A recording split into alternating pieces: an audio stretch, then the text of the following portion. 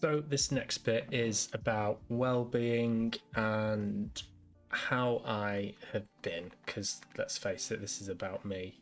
But I'm a bit reticent about getting into this because it feels a bit private, but it also feels more so. It feels a little bit teetering on self-indulgence. But ultimately, what I think is important is that I do chat about it on here.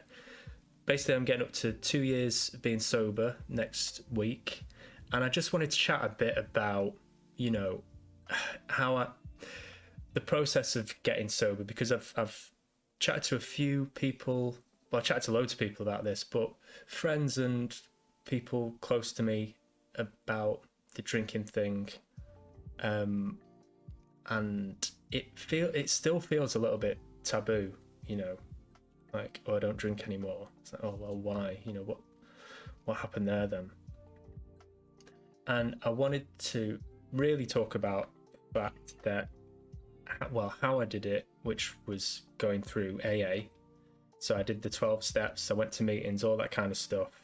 This is 2 years ago. Because what had happened was, first of all, let me just frame this by saying I am sharing this because I do hope that A, someone can relate to it, and B, someone can maybe feel a bit better about what they're going through. But I stopped drinking 2 years ago, but I'd had a lot of failed attempts before that. And it took me a while to realise that I did have a problem with drink, and that I could also get help. That was the big realisation. I got to a point a couple of years ago where I'd tried pretty much everything to stop drinking, like my own sheer willpower, meditating.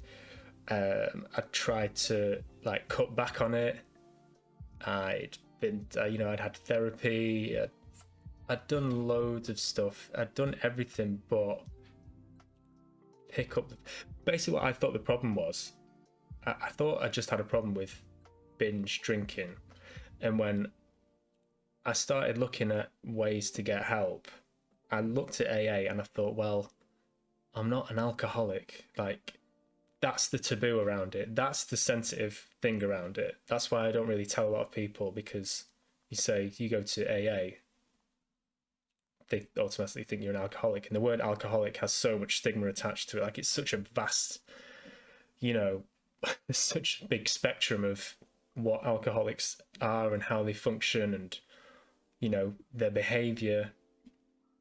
And me personally, I basically just enjoyed drinking a lot. Like, I really, really liked it, as I'm sure a lot of people do. But it made it very hard for me to, sorry about that noise, by the way, that's my vent. I can't do anything about it. It's just the wind. It made it very hard to put my finger on what it is. Like, what is my problem? Like, I'm just fucking, I just can't seem to break the back of this thing. Like, I don't want to drink anymore, but I think I can just have a few. Like, why can't I be that person that just goes out and has one drink and calls it a night? So there was I was finding it really hard to find a route into some kind of recovery, because I didn't think I was an alcoholic. So, as I say, things got pretty bad a couple of years ago, and I got to a point where I just thought, I'm just gonna ring them. I'm gonna phone AA. This is Alcoholics Anonymous, not the recovery, although they are a recovery service, to be fair. Not the car recovery though, the other one. I phoned them up, and this guy called Greg answered the phone, and I just told him where my head was at. And the long and short of it is, he said, listen, do you want to stop drinking? I was like, yes. He's like, oh, that is the only requirement for you to come to an AA meeting. That's it. The desire to stop drinking. We talked a bit about my habits, like how I found it very hard to stop drinking. Like, I would drink for long periods of time. And other periods I would be completely fine. I wouldn't drink at all, and I wouldn't have a problem with it. But it's those periods where I did drink that was becoming more and more of a problem. And he said, well, one thing a lot of people don't realize about binge drinking is it is a form of alcoholism. Granted, it's not as severe as someone who's having to get up in the morning, have have a shot of vodka or whatever.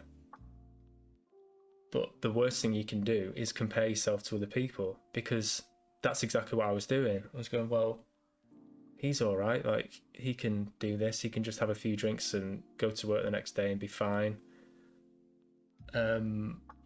Or me going, well, I'm not that bad. Like, I'm not as bad as the people who go to AA meetings, surely. So that was to my own detriment. So that's all I needed to hear, was that if you have a problem putting a drink down once you've started and you just want to stop, that's all I needed to hear. The only requirement for you to come to an AA meeting is the desire to stop drinking. I was like, that's it, I'm in. And it was such a fucking relief. I was like, Jesus Christ. It was like a weight had been lifted, because it meant that I could go somewhere and just go, right, what do I do? How do I sort this out, guys? Like, just tell me what I need to do and I'll do it. And I met some amazing people through the meetings. It was intense. It was scary. There were a lot of lows, but the relief came from being in a room of like-minded people. Yeah, there were a lot of people there which were worse off than me, but that's really not the point. The point was, you identify, don't compare. I identified a lot with people my age. There's a lot of people there my age, and getting a really good sponsor and doing the steps. And just have a quick drink.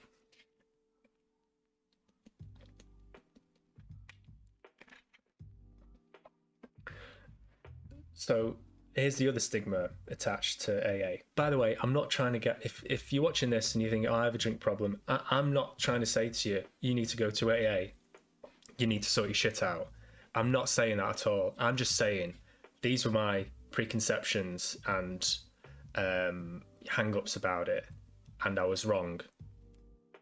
And this is my experience of that. That's all I'm doing. I'm not trying to preach. I'm not trying to be self-righteous. I'm not trying to say, oh, look at me, aren't I great, I've got my life together. I'm just talking about the experience of it. One of the things that I had trouble with initially is, in the 12 steps they talk about, well, the first thing is admitting that you're powerless over alcohol and that you are an alcoholic. That word alcoholic to me carried a lot of weight, because there's still a lot of misconceptions around it. Personally, like, if I was to say to you now, I'm an alcoholic, I don't necessarily think I am an alcoholic. I think I have problems with drink, and I definitely do not want to drink anymore. That's it. But in terms of, it's like an action almost. It's like when you do your shares in the meetings, you say, I'm Adam and I'm an alcoholic. You don't have to necessarily take that in the literal sense. It's more like, I'm acknowledging where I'm at now. I'm acknowledging that I have a fucked up relationship with drink, and I'm owning up to that. I'm taking responsibility for it, and I'm saying I'm powerless against it. That's all you're doing. The other thing was admitting to us, what was it? Something like handing over, let me just have a quick look. 12 steps, AA.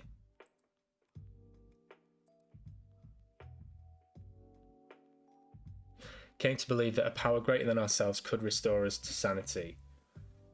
So there's a lot of talk about God in this. Like, I'm not religious at all. I'm quite cynical.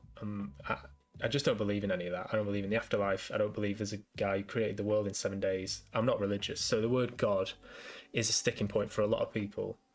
And what the meaning of that, the word God, is, you're handing over your belief that you are the center of the universe, and that everything that happens happens for a reason.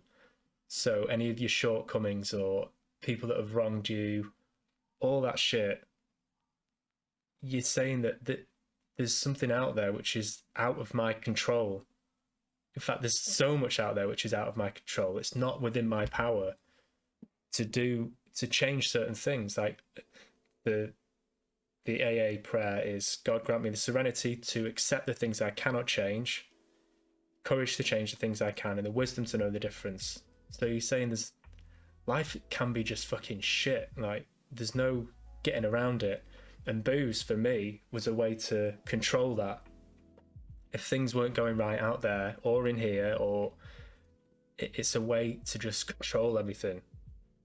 And the program for me was about it's really a lot about acceptance and being okay when things aren't good.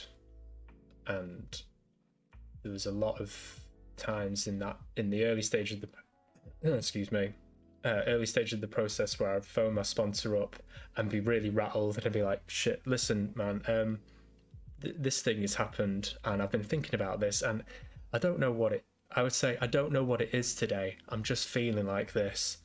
And I would get so wound up about it, but I don't know why am I feeling like this? I'm not drinking, I'm doing this, I'm doing that, I'm meditating, I've been for a run, I'm eating well, and I feel a bit sad. Man, listen, I feel a bit sad. And they'd be on the phone and be like, yeah? And I'm like, well, I don't like it. Like, well, that's just life, man. Welcome to the real world. Like, sometimes you're just going to feel shit. And that was a big turning point for me. It's like, well, okay. So I'm just going to be all right with it? He's like, yeah. You feel a bit shit and that's okay. And I was like, oh, right, okay. Yeah. So I'll just kind of just carry on as normal. Yep, just carry on as normal. Just do what you're going to do today. Well, I was going to go for a run and that. Yeah, keep doing those things. That just carry on, and it'll pass. The same as everything always passes. So yeah, that was a big. It's hard, but once you sort of understand that, you kind of learn to just ride out those dips that you have, and they do always pass.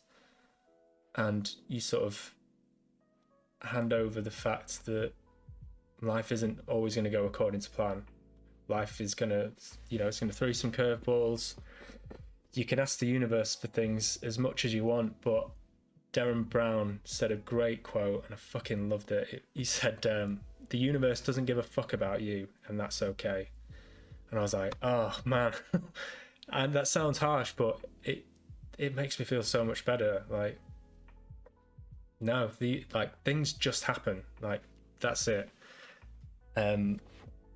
So I don't know if that is going to make anybody feel better. I don't know how that is going to be received by anybody. I just know that these things that I'm doing, whatever this thing is, I wanted it to be, I want to try and have a laugh. I do want to keep it upbeat. I want it to be engaging. I want it to be entertaining. I want people to enjoy watching it. But I also want to be honest about certain things and not tread completely into the line of over the line of self-indulgence. But that kind of felt important for me to just get off my chest, because there are a lot of positive things I got out of that. And that is one of the biggest things I've learned, is just to be okay when things aren't okay. God, that sounds cheesy. Yeah.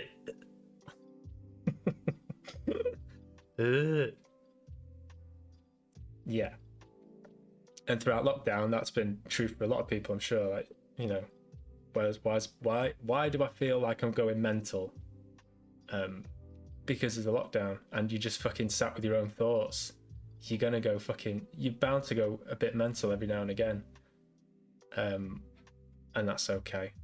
So what have we learned there? I don't know, but I'm glad I said it. And I don't think I'll cut it. I might not. No, I won't. I won't cut that. I hope you're all well anyway, is what I'm trying to say.